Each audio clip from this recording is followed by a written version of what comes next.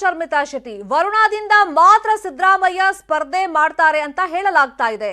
ಅಲ್ಲಿಗೆ ರಾಹುಲ್ ಗಾಂಧಿ ಸಲಹೆ ಕೊಟ್ಟಿದ್ರಲ್ಲ, ನೀವು 1% ಕೂಡ ರಿಸ್ಕ್ ತಗೊಳ್ಬೇಡಿ, ಕೋಲಾರದಿಂದ ಸ್ಪರ್ಧೆ ಮಾಡಿ, ವರುಣ ಸೇಫ್, ವರುಣಾದಿಂದ ಸ್ಪರ್ಧೆ ಮಾಡಿ ಅಂತ. ಅದರಂತೆ ರಾಹುಲ್ ಸಲಹೆಯನ್ನ ಗಂಭೀರವಾಗಿ ಸಿದ್ದರಾಮಯ್ಯ ಪರಿಗಣಿಸಿದ್ರ. ಕೋಲಾರ ಸ್ಪರ್ಧೆಯಿಂದ ಹಿಂದೆ ಸರಿದ್ರ. ಹಾಗಾದ್ರೆ ಸಿದ್ದರಾಮಯ್ಯ ಕಾಂಗ್ರೆಸ್ನ 3ನೇ ಲಿಸ್ಟ್ ರಿಲೀಸ್ ಆಗೋದಕ್ಕೆ ಇದೇ ಕಾರಣ, ಡಿಲೇ ಆಗೋದಕ್ಕೆ ಇದೇ ಕಾರಣ ಅಂತಾನೂ ಹೇಳಲಾಗ್ತಾ ಇತ್ತು. ಎಐಸಿಸಿ ಮೂಲಗಳಿಂದ ಕೋಲಾರ ಕುರಿತಂತೆ ಮಾಹಿತಿ ಲಭ್ಯವಾಗಿದೆ.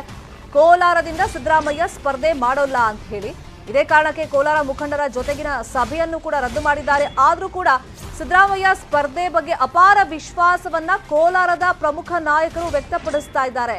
ಈಗಲೂ ಅವ್ರು ಹೇಳ್ತಾ ಇರೋದು, ಇಲ್ಲ ಸಿದ್ದರಾಮಯ್ಯ ಅವರೇ ಕೋಲಾರದಿಂದ ಸ್ಪರ್ಧೆ ಮಾಡ್ತಾರೆ ಅಂತ ಹೇಳಿ ಡಿಸಿಸಿ ಬ್ಯಾಂಕ್ ಅಧ್ಯಕ್ಷ ಗೋವಿಂದ ಗೌಡ ಅವರು ಹೇಳಿಕೆಯನ್ನ ಕೊಟ್ಟಿದ್ದಾರೆ. ಈಗ ಕೋಲಾರದಿಂದ ಸ್ವಲ್ಪ ಕನ್ಫ್ಯೂಷನ್ ಇದೆ, ಗೊಂದಲದಲ್ಲಿ ಸಿದ್ದರಾಮಯ್ಯ ಇದ್ದಾರೆ. ಆ ಕ್ಷೇತ್ರವನ್ನ 2ನೇ ಕ್ಷೇತ್ರವಾಗಿ ಆಯ್ಕೆ ಮಾಡ್ಕೊಳ್ಬೇಕಾ ಬೇಡವಾ ಅಂತ ಇಲ್ಲಿ ಬೇರೆ ಬೇರೆ ಆಯಾಮಗಳಲ್ಲಿ ರಾಜಕೀಯವಾಗಿ ಚರ್ಚೆ ನಡೀತಾ ಇರೋದು. ಕೋಲಾರದಲ್ಲಿ ನಿಂತರೂ ಕೂಡ ಗೆಲ್ಲೋದು ಕಷ್ಟ, ಹಾಗಾಗಿ ವರುಣಾದಿಂದ ಈಸಿಯಾಗಿ ಗೆದ್ದು ಬಿಡಬಹುದು ಅಂತ ಹೇಳಿ ಅಲ್ಲಿ ಕ್ಷೇತ್ರವನ್ನ ಆಯ್ಕೆ ಮಾಡ್ಕೊಂಡ್ರು ಕೂಡ ಅಲ್ಲಿ ಎಫೆಕ್ಟ್ ಆಗಬಹುದಾ? ಯಾಕಂದ್ರೆ ಬಿಜೆಪಿಯಿಂದ ಈಗ ವಿ ಸೋಮಣ್ಣ ಅವರನ್ನ ಅಖಾಡಕ್ಕೆ ಇಳಿಸಲಾಗಿದೆ. ಲಿಂಗಾಯತ ಮತಗಳು ಕೂಡ ವರುಣಾದಲ್ಲಿ ನಿರ್ಣಾಯಕ ಆಗಿರೋದ್ರಿಂದ ಸಿದ್ದರಾಮಯ್ಯ ಲೆಕ್ಕಾಚಾರ ಹೆಂಗಿತ್ತು ಅಂದ್ರೆ ಕೋಲಾರದಿಂದಲೇ ಸ್ಪರ್ಧೆ ಮಾಡೋದು ಅಂತ ಫಸ್ಟ್ ಅವರು ಡಿಸೈಡ್ ಮಾಡ್ಕೊಂಡಿದ್ರು. ಆದ್ರೆ ರಾಹುಲ್ ಗಾಂಧಿ ಸಲಹೆ ಕೊಟ್ರು, ಸರಿ 2 ಕ್ಷೇತ್ರದಿಂದ ನಾನು ನಿಂತ್ಕೊಳ್ಳೋದು, ಈಗ ವರುಣಾದಿಂದ ಮತ್ತೆ ಕೋಲಾರದಿಂದ ಕ್ಷೇತ್ರವನ್ನ ಆಯ್ಕೆ ಮಾಡ್ಕೊಳ್ಳೋದು, ಗೆದ್ದ ಮೇಲೆ ವರುಣಾವನ್ನ ತಮ್ಮ ಪುತ್ರ ಯತೀಂದ್ರ ಅವ್ರಿಗೆ ಬಿಟ್ಕೊಳ್ಳೋದು. ಅಂದ್ರೆ ಕುಟುಂಬ ಸದಸ್ಯರು ಕೂಡ ಹೇಳ್ತಾ ಇದ್ರು ಯತೀಂದ್ರ ಅವ್ರಿಗೆ ನೀವು ಬಿಟ್ಕೊಡ್ಬೇಕು ಅಂತ ಒಂದು ಪ್ರೆಷರ್ ಇತ್ತಲ್ಲ, ಸೊ ಅದು ಕೂಡ ಸಾಲ್ವ್ ಆದಂಗ ಆಗುತ್ತೆ ಅಂತ ಹೇಳಿ ಲೆಕ್ಕಾಚಾರದಲ್ಲಿ ಸಿದ್ದರಾಮಯ್ಯ ಇದ್ರು. ಆದ್ರೆ ಈಗ ಬರ್ತಿರುವಂತ ಲೇಟೆಸ್ಟ್ ಮಾಹಿತಿ,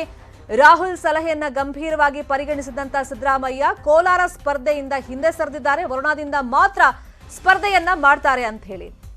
ಇದೇ ವಿಚಾರವಾಗಿ ಇನ್ನಷ್ಟು ಡೀಟೇಲ್ ಆಗಿ ವಿಶ್ಲೇಷಣೆಯನ್ನ ಮಾಡೋದಕ್ಕೆ ನ್ಯೂಸ್ ರೂಮ್ ಇಂದ ನೇರ ಸಂಪರ್ಕದಲ್ಲಿ ಜಾಯಿನ್ ಆಗಿದ್ದಾರೆ ನಮ್ಮ ಔಟ್ಪುಟ್ ಹೆಡ್ ಮಧು.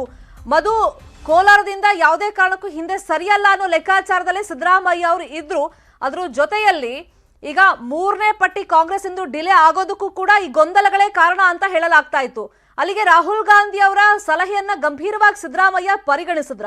ಜೊತೆಗೆ ವರುಣ ಎಫೆಕ್ಟ್ ಬಗ್ಗೆ ಅನಲೈಸ್ ಮಾಡೋದಾದ್ರೆ ಇಲ್ಲಿ ರಾಹುಲ್ ಗಾಂಧಿ ಅವರ ಸಲಹೆ ಅಂತ ಹೇಳಲಿಕ್ಕಿಂತ ಹೆಚ್ಚಾಗಿ ಇಲ್ಲಿ ಏನೋ ಸಿಇಸಿ ಸಭೆಯಲ್ಲಿ ಏನಾಗಿತ್ತು, ಭಿನ್ನ ಅಭಿಪ್ರಾಯಗಳು ವ್ಯಕ್ತ ಆಗಿದೆ ಅಂತ. ಸಿದ್ದರಾಮಯ್ಯ ಅವರಿಗೆ 2 ಕ್ಷೇತ್ರ ಯಾಕೆ ಬೇಕು? ಈ ಹಿಂದೆ ಅಂದ್ರೆ ಅವರು ಮುಖ್ಯಮಂತ್ರಿ ಆಗಿದ್ರು, ಮುಖ್ಯಮಂತ್ರಿಯಾದಂಥ ಸಂದರ್ಭದಲ್ಲಿ ಅವರ ನಾಯಕತ್ವದಲ್ಲಿ ಚುನಾವಣೆಗೆ ಹೋಗ್ತಾ ಇದ್ವು, ಆವಾಗ ಒಂದು ವಿಶೇಷವಾದಂಥ ಪ್ರಾತಿನಿಧ್ಯ ಇತ್ತು. ಆದರೆ ಈ ಸಲ ನಾಯಕತ್ವ ಯಾರದ್ದು ಅನ್ನೋದೇ ಒಂದು ಏನೋ ಸ್ಪಷ್ಟತೆ ಇಲ್ಲ. ಅಂದ್ರೆ ಸಾಮೂಹಿಕ ನಾಯಕತ್ವ, ಇದರಲ್ಲಿ ಏನೇ ಏನೋ ವಿಚಾರಗಳನ್ನ ಹೇಳ್ಕೊಂತಾ ಇರ್ಬೋದು. ಇದರಲ್ಲಿ ಸಿದ್ದರಾಮಯ್ಯ ಅವರು ಮುಂದಿನ ಮುಖ್ಯಮಂತ್ರಿ ಅಥವಾ ಡಿ ಕೆ ಶಿವಕುಮಾರ್ ಅವರು ನನಗೊಂದು ಸ್ಥಾನ ಕೊಡಿ ಅಂತ. ಆದರೆ ಸಾಮೂಹಿಕ ನಾಯಕತ್ವದಡಿಯಲ್ಲಿ ಈ ಸಲ ಏನು ಒಗ್ಗಟ್ಟಿನಲ್ಲಿ ನಾವೆಲ್ಲರೂ ಕೂಡ ಅಧಿಕಾರದತ್ತ ಹೆಜ್ಜೆ ಇಡಬೇಕು ಅನ್ನುವಂಥದ್ದು ಕಾಂಗ್ರೆಸ್ನ ಏನು ದಿಲ್ಲಿಯಿಂದ ಇಲ್ಲಿಯವರೆಗೆ ಇರುವಂತ ಒಂದು ಸಂಕಲ್ಪ. ಈ ಹಿನ್ನೆಲೆಯಲ್ಲಿ ಈ ಹಂತದಲ್ಲಿ ಸಿದ್ದರಾಮಯ್ಯನವರಿಗೆ 2 ಕ್ಷೇತ್ರವನ್ನು ಕೊಟ್ರೆ ಅದು ಕೊಡುವಂತ ಸಂದೇಶವೇ ಬೇರೆ. ಅವರ ವೈಯಕ್ತಿಕ ಕಾರಣ